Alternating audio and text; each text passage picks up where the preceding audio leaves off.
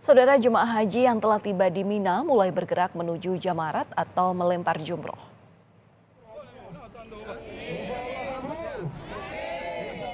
Jemaah terlihat berjalan kaki dari Maktab Indonesia menuju Jamarat yang berjarak kurang lebih 4 km.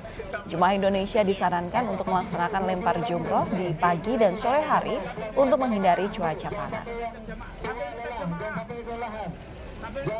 Jalannya padat ini. Jemaah memiliki 3 waktu untuk melemparkan jumroh, yakni 10 Zulhijjah hingga 12 Zulhijjah. Kondisi Jamarat yang dipenuhi jemaah dari seluruh dunia membuat petugas penyelenggara ibadah haji Indonesia mengimbau jemaah haji yang tidak kuat secara fisik untuk melontarkan jumroh agar bisa dibadalkan atau diwakilkan. Hal ini mengingat kondisi di Mina, Arab Saudi yang jauh lebih berat dibandingkan wukuf di Arafah.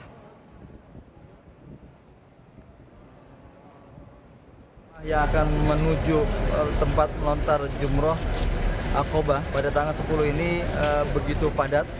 Jadi jamaah memenuhi jalan utama untuk menuju Aqobah.